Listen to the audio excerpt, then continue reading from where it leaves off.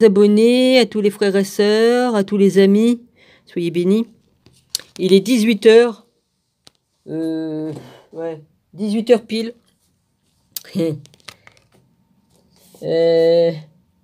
Chapitre 82 de Enoch.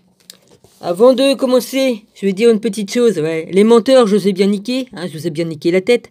J'ai encore plein d'écrits que vous m'avez mis que j'ai pas publié, mais je me ferai un plaisir de le faire. Ouais. Si jamais vous... vas-y. Si vous ramenez votre frère, je vous jure que... je vais jurer pour une fois, parce que papa va pas m'en vouloir. Me faites plus jamais chier, parce que sinon je vais les éditer. Je vais me gêner, tiens. Puis ça de plus que je mettrai dans mes dossiers pour l'avocat. On sait jamais, hein. Voilà. Et puis une autre chose... je t'ai bien eu, parce que je vais te dire, comme Jésus a demandé que je te demande de lui parler sans lui écrire, ça voulait dire d'esprit à esprit qu'il fallait que tu prouves que tu étais Lucifer, Mais étant donné que c'est faux tout ce que t'as dit, que tout n'est que mensonge, tout ce que t'as su me répondre, c'est de dire, c'est pas la peine que je lui dise, parce que de toute façon, il voit tout, il entend tout, parce que moi je t'ai dit, il entend tout, il voit tout, alors l'excuse que t'as pris, étant donné qu'il voit tout, puis qu'il entend tout, j'ai pas besoin de me manifester auprès de lui, évidemment, puisque t'as pas l'esprit en toi, t'as rien, t'es qu'une menteuse, Voilà, c'est clair, je crois. Voilà. Vous vous vendez le cul tout seul, vous vous vendez le cul tout seul. Tout ce que vous avez su faire, Obi-Wan et puis toi, Cœur d'artichaut, c'est de mentir et de me tourner en bourrique exprès. Voilà, vous êtes que des bonimenteurs. Et ça, vous paierez, vous inquiétez pas, vous allez payer de vos mensonges et tout ça. Parce que s'en prendre à des gens qui sont vraiment saints et qui ont vraiment reçu le Saint-Esprit et tout ça, vous allez le payer, c'est tout ce que j'ai à dire. Et des messages pourris, j'en ai des messages. Parce que Obi-Wan, il s'est pas gêné, J'en ai encore sous le coude, Maintenant, c'est terminé, maintenant, je dirai plus rien, Et que je vous revois pas me faire chier, j'ai des dossiers, et ça va sortir sinon. C'est tout ce que j'ai à dire. Je m'en ferai un plaisir de le faire. Moi, je suis pas un mec, mais j'ai des coronesses, moi. Toi? Moi, je mens pas, je fais que dire la vérité et ça vous fait bien chier. Voilà, j'en ai fait tomber plus d'un. Mon boulot, c'est ici de faire ça, de faire tomber les menteurs, les bonimenteurs, les crapules. C'est pas pour rien que si papa m'a ramené ici, Voilà. Moi, j'ai des coronesses, moi, même si je suis une gonzesse, J'ai plus de couilles qu'un mec, Maintenant, j'ai dit tout ce que j'avais à dire. Voilà, ça c'est fait. Maintenant, je m'en vais sur Enoch. Maintenant, c'est chapitre 82, recommandation. Maintenant, mes fils, je te dis, toutes ces choses, et même je te les écris, j'ai tout révélé, et je t'ai même donné les livres. Garde ce livre qui vient de la main de ton père, et donne-le aux générations futures. Bon, le truc de Matthieu, je l'avais lu. Les petits écrits, je les avais lus. Donc, je vais pas les remettre, ça sert à rien. Je t'ai donné la sagesse à toi, à tes enfants et aux prochains que tu auras, afin qu'eux-mêmes la donnent à leurs propres enfants.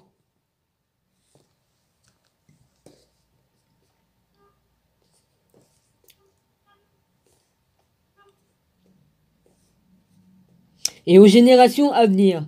Ceux qui comprennent ne dorment... Ah mince, j'ai mis les lunettes, mais ça va pas. Les lunettes... Non, ces lunettes-là, elles sont pas faites pour lire. Merde. Voilà. Ceux qui comprennent ne dorment pas, mais prêtent l'oreille pour apprendre cette sagesse. À ceux qui en mangent, elle est plus utile que la plus esquisse des nourritures.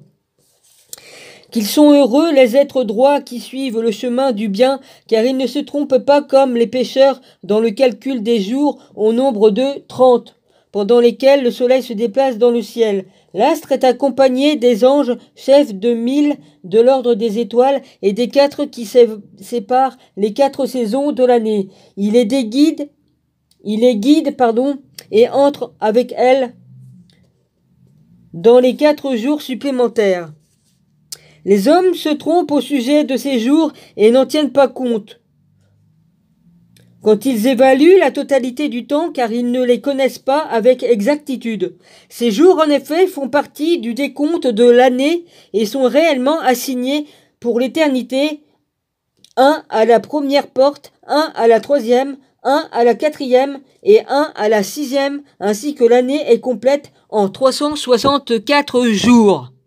Si Dieu a établi tout ça de cette façon, il n'y a pas à tortiller du cul pour chier droit, c'est 364 jours et pas 365.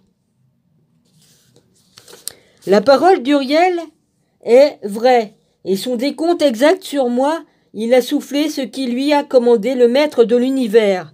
Le maître de l'univers, Dieu le Père, et le Fils aussi, parce que le Père est dans le Fils et le Fils est dans le Père.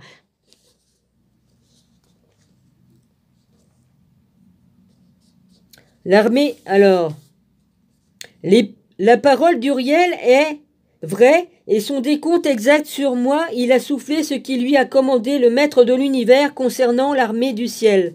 Là, il détient le pouvoir sur la nuit comme sur le jour pour répandre la lumière sur les hommes avec le soleil, la lune, les étoiles, ainsi que de toutes les puissances célestes qui tournent sur leur orbite. Telle est la loi des étoiles qui se couchent et leur lieu étant en leur fête et en leur mois. Voici les noms de ceux qui les guident, veillent et entrent en leur temps. Ils les conduisent à leur place selon les lois auxquelles elles sont soumises, aux époques qui leur sont attribuées dans les mois choisis en fonction de leur puissance. Quand l'ange entre d'abord et sépare les 4 saisons de l'année, viennent ensuite les 12 chefs des ordres qui distinguent les mois, puis les chefs de la 2000, puis les chefs de 1000 pour les 360 jours. Et enfin, pour les 4 jours intercalaires, les anges qui scindent les 4 parties de l'année, les chefs de 1000 s'intercalent entre l'ange guide et la saison guidée. Voici le nom de ces anges guidés qui séparent les saisons. Melchiel, Elimelech, Meyelal, avec des accents, des petits chapeaux sur le E, des petits chapeaux sur les E. Voilà. Y-A-L. M-E-L-E-Y-A-L. Et Narel. Il y a aussi sur le A, il y a aussi un accent chapeau chinois. Adnarel. Iasusael et Ielumiel suivent les chefs des ordres par groupe. En tête de l'année, Melchiel se lève le premier. Il s'appelle aussi Tama, un peu plus loin, Ani et Soleil. Il domine et détient le pouvoir sur 91 jours. Au temps de sa puissance, certains signes apparaissent sur la terre. La chaleur, la moiteur et le calme. Tous les arbres portent des fruits et sont couverts de feuilles. La moisson du blé, la fleur du rosier et toutes les fleurs des champs, ainsi que les arbres qui aiment le froid, se flétrissent. Au-dessous de lui, d'autres guides, Berkiel, Zal-Bessael et l'autre chef de 1000 qui est ajouté et par lequel se termine le jour et leur pouvoir. Elo-Yasef, le guide suivant, a pour nom Elimelech, également appelé soleil brillant. Et les jours où sa lumière resplendit sont au nombre de 91. Voici les signes auxquels on reconnaît sa domination sur la terre. Une chaleur accompagnée de sécheresse, c'est le temps où les fruits arrivent à maturité sur les arbres, dans les troupeaux, c'est le temps de la gestation, puis on cueille tous les fruits que la terre et les champs produisent, et le vin coule du pressoir. Tout cela a lieu au cours des jours de puissance de ce guide. Voici les noms des guides de chefs de 1000, Gadael, Kehel et Elel, avec un H devant, H majuscule. Le chef de 1000 qui leur est ajouté s'appelle Aphaël. Enfin, leur jour de puissance se termine. On est où 9. Chapitre 83. Premier songe d'Enoch. Maintenant, mon fils, je vais te raconter toutes les visions que j'ai eues. Je vais tout te dire avant de prendre femme. J'eus 2 visions fort différentes l'une de l'autre. La première se produisit tandis que j'apprenais à écrire, et la seconde eut lieu avant que je n'épouse ta mère. Ce furent des visions terribles, et je suppliais Dieu de me donner une explication à leur sujet. J'étais couché dans la maison de mon grand-père, je vis le ciel se détacher, s'effondrer et s'abattre sur la terre. Lorsque le ciel tomba, je vis la terre être engloutie dans un abîme géant. Des montagnes étaient empilées les unes sur les autres, collines sur des collines, avec des arbres immenses déracinés projetés dans des gouffres. Alors, un cri sortit de ma bouche. La terre est détruite. Mon grand-père me réveilla en sursaut tandis que j'étais couché à ses côtés, et il me demanda « Pourquoi cries-tu, gémis-tu ainsi, mon petit ?» Je lui racontai le rêve et il me dit « Tu as vu une chose terrible, mon fils, un songe qui concerne tous les mystères des péchés sur la terre. Ainsi celle-ci est vouée à la destruction. Maintenant, mon petit, lève-toi et prie le Maître de l'univers, prie dans sa gloire, puisque tu lui es fidèle. Demande-lui de ne pas anéantir toute la terre, de ne pas détruire dans tous les cas, tout viendra du ciel et causera un terrible désastre. Aussi je me levai, me mis à prier, à supplier, j'écrivis ma prière pour les générations à venir, et je te la montre, ô mon fils Mathusalem. Quand je sortis et vis le ciel avec le soleil qui se levait, la lune qui descendait, de rares étoiles, toute la terre et tout ce qu'il y a fait depuis le commencement des temps, je bénis le maître de jugement. Je le remerciais pour ce lever de soleil. Le maître de jugement, c'est Jésus-Christ. Jésus, c'est toujours appelé Jésus, il était en haut avant de venir sur terre, et il a toujours été là, et c'est le premier-né, le premier, je suis le premier, l'alpha, l'oméga, le dernier, etc., etc. Il a toujours été là. Chapitre 84. Enoch demande à Dieu de sauver sa famille. Je levai mes mains et bénis l'être suprême dans sa sainteté. Je lui parlais grâce au souffle et à la langue que Dieu a donnée aux enfants de la terre. Béni sois-tu, maître de tous les anges, roi des rois, Dieu de tout l'univers. Roi des rois, Jésus-Christ encore. Maître de tous les anges, roi des rois. J'ai toujours dit que Jésus-Christ était le premier ange qui a été créé, et c'est la vérité. Béni sois-tu, maître de tous les anges, roi des rois, Dieu de tout l'univers. Tu es infini. Ton empire, ta royauté et ta grandeur demeurent à jamais, pour l'éternité et à travers toutes les générations à venir. Tous les cieux sont ton trône, et la terre te sert d'échelle à jamais et pour les siècles des siècles. C'est toi qui as tout créé et qui exerces ta domination sur toutes les choses. Rien n'est difficile pour toi, non, absolument rien. Aucune sagesse ne te manque et ne te quitte, ton trône ni ta face. Tu connais tout, vois tout, entends tout. Il n'est rien qui ne soit caché. Voilà, pour ça les menteurs, il les connaît. Maintenant donc les anges de tes cieux commettent une grave faute, et c'est sur l'homme que ta colère tombe jusqu'au grand jour du jugement. À présent donc, Dieu, maître et grand roi, je te supplie et te demande d'exaucer ma prière. Laisse-moi une postérité sur la terre. N'anéantis pas tout être humain. Ne vide pas la terre de ses habitants, et ne sois pas la cause d'une destruction éternelle. Maintenant, ô maître, extermine de la terre ceux qui t'ont irrité, mais ceux qui suivent tes lois, qui sont droits, faisant des plantes dont le germe soit éternel. Ne détourne pas ta face de la demande de ton serviteur, ô maître. Belle prière, hein? Chapitre 85. Deuxième songe d'Enoch, l'histoire du monde. Après cela, j'eus un songe que je vais te raconter. Écoute et sois attentif. Voici ce que j'ai rêvé avant d'épouser ta mère, Edna. Un taureau blanc sortait de terre et une génisse vint à sa suite, accompagnée de 2 veaux, un noir et un rouge. Le veau noir frappa le rouge, le poursuivit sur la terre et je le perdis de vue. Puis le veau noir grandit et la génisse le rejoignit. Ils engendrèrent de nombreux taureaux qui lui ressemblaient et le suivaient. Cette première génisse s'éloigna du taureau pour chercher le veau rouge. Elle ne le trouva pas, mais continua à le chercher en pleurant. Le taureau la fit taire. Alors elle mit bas d'un autre taureau blanc qui d'autres mâles et femelles. Et je vis Dans mon sommeil, ce taureau blanc grandirent et engendrait de nombreux autres petits taureaux blancs. Chapitre 86. Les étoiles et les taureaux. Une étoile tomba du ciel, se releva et se mit à paître au milieu de ces animaux. Je vis ensuite des taureaux blancs échanger leur pâturage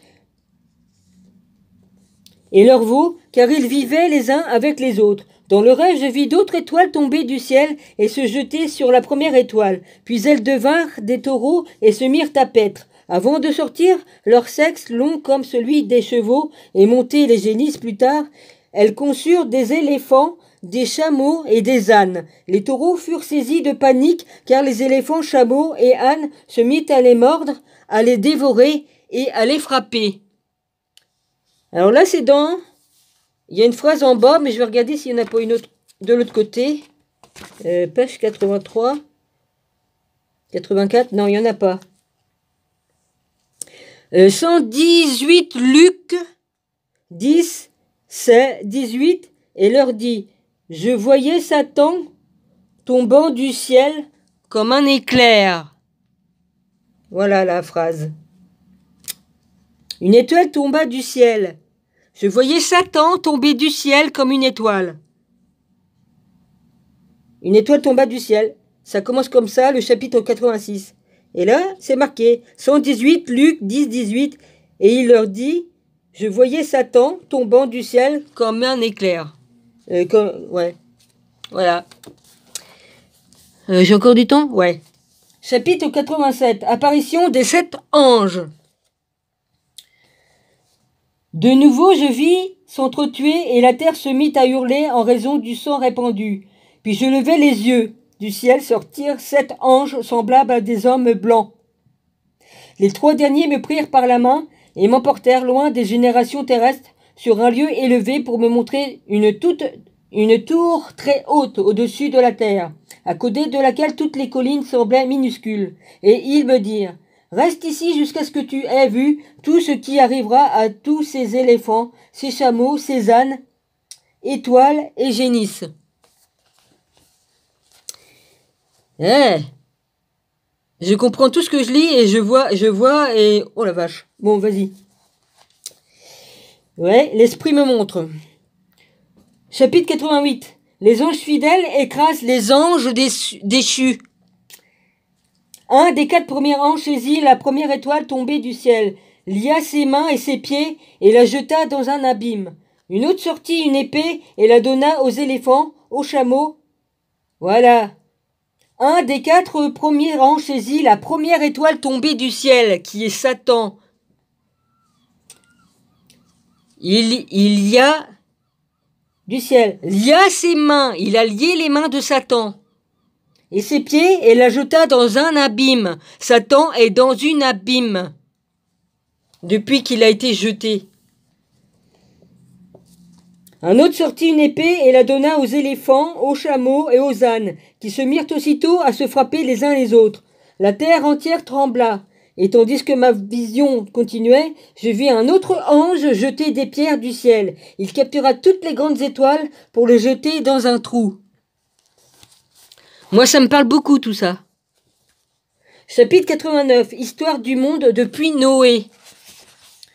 Ah ouais, mais c'est très très long, hein. C'est très long. Oh là là, oh non, c'est très long, hein.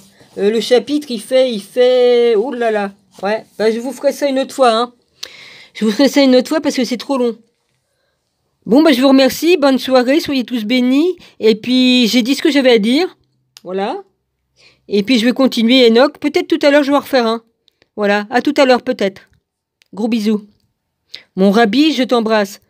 Mon rabbi, j'aurais tellement de choses à te dire. Ouais, tellement de choses. Ouais, si tu pouvais venir en esprit me voir, ça serait bien, on pourrait discuter. Parce que je veux pas t'écrire et non, je veux pas. J'aimerais bien te parler. Fais comme tu veux, mon rabbi. Tu fais comme tu veux. Tu peux venir me voir. Chez moi, c'est chez toi. Ok? Tu fais tout ce que tu veux. De toute façon, je t'ai donné les cartes blanches. Et puis, de toute façon, voilà. Hein? Si tu entends ce message, eh ben, fais comme tu voudras. Voilà. Et j'ai toujours dit mon grand ange parce que je sais très bien que tu étais le premier ange et tout ça. Toutes les révélations que j'ai eues de mon père, ils sont vraies. La preuve, je lis Enoch et tout ce qui m'a été confirmé de toutes mes visions les visions puis les songes, eh ben, je retrouve tout dans Enoch. Voilà.